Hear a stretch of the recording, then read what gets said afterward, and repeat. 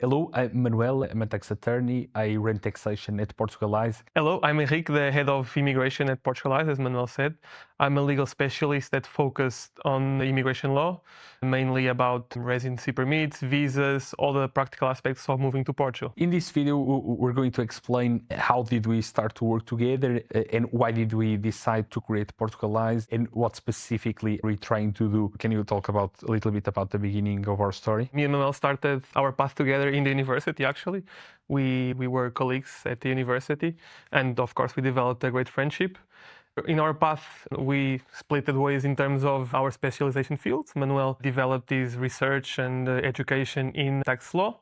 I focused on immigration law since early stages of my career. And we noticed that our areas of knowledge overlapped together because we found out that many expat supporting firms either have immigration support or tax support. And as we know, even though they are separate categories, they interact together really close. So we decided that it would be time for us to offer a really good one-stop shop for expats in moving to Portugal. And so, we understood that a lot of clients were having troubles with their previous firms because either they weren't answering their emails or calls for lots of days.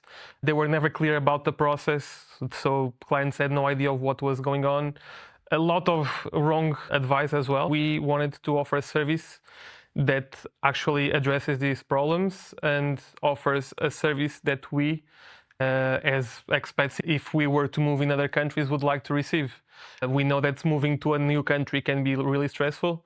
So not having the best advice or someone that is not walking hand by hand with you is a really unpleasant experience. So that's why we decided to found Portugalize. Yeah, for me, it was also a matter of patriotism because I've seen a lot of criticism to Portuguese service that people would take 1 week to reply.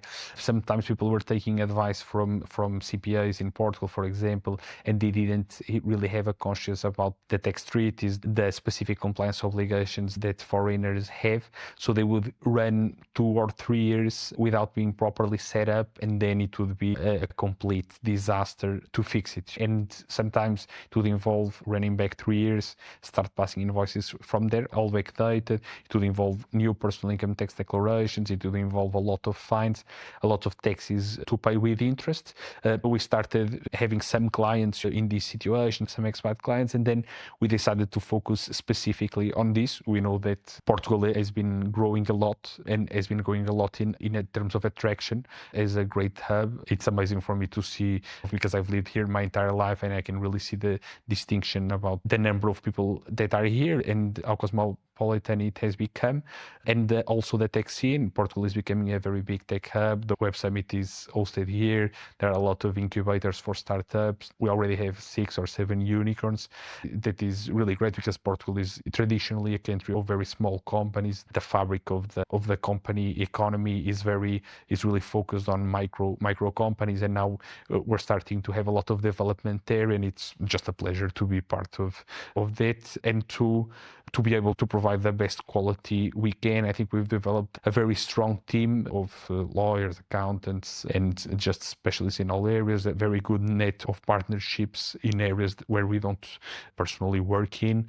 So I think we really have the tools to do everything related to a move, to make it very simple as it can be. We don't disregard the complexities that it always involves, but I think we made it as simple as it can be done, and always through personal contact, by really handholding the clients from the beginning to the end, without the need of AI responses and just chatbots and things that are just overall unpleasant. So yes, I think that's what we've tried to tackle. Yeah, I would say that our pillars are about humanism, focus really on our clients, not only by providing tailored solutions to their needs, but also seeing them as a person, not as a case, by knowing their names, knowing their background, and interacting with them, giving them assurance when needed and guidance where they need the most.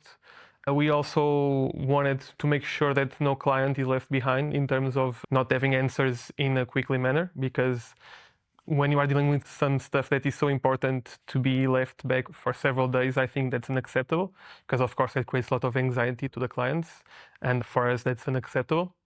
And I would say that those are the 2 main pillars that Portugalize aims to deliver. And I think that's what set us apart to the other companies.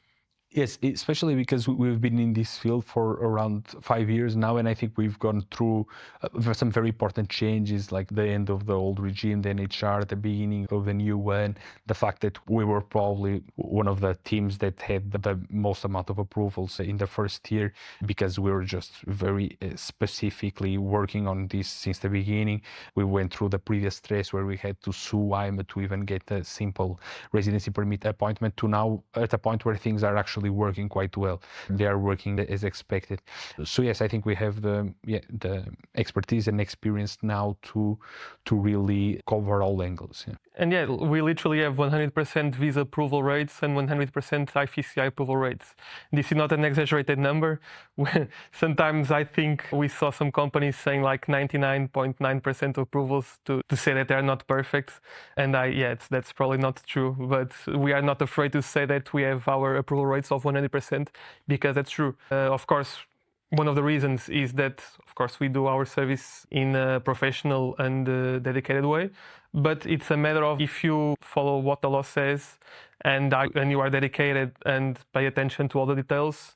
It's not a magic trick. It's just the way that things need to be done, and it will bring results. And also, we don't start the process if the clients do not qualify. So if they don't meet the requisites for the visa, we won't be charging them anything. We'll just tell them, yeah, you don't qualify, you shouldn't apply. And then if they want to apply, it will not be with us. The same thing for the EFC, for example. If someone works in a non-qualified sector, we're not magicians. If they are not qualified, we won't even make the application. And that's also why we're able to offer a full money-back guarantee on this service, because we know that it will get either accepted or the reason for refusal, or we always have an opportunity to defend ourselves, and we'll have enough time to correct whatever is wrong. It's something that results from the client's personal situation. They have been a resident, maybe they didn't change properly the tax address 4 years ago or something like that. That could be one of the only reasons why they could ask us to correct something, and we'll usually be able to correct everything. And so far we have, and we definitely plan to keep that track record. Yeah, exactly. And as Manuel said, we are 100% transparent about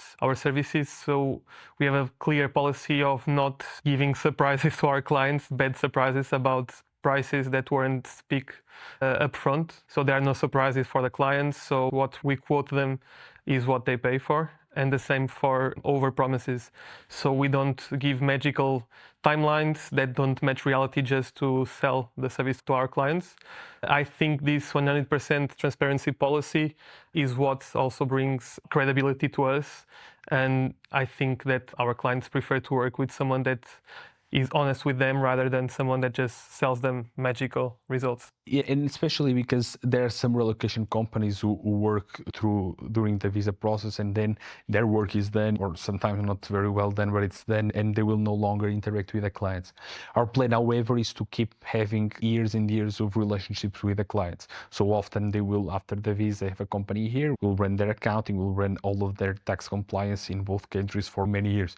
So of course, this can't be done without having a good relationship with the clients and without knowing more and more about them. So the fact that we also aim for long-term relationships makes us committed in giving a very good long-term service. Okay, I think this covers all.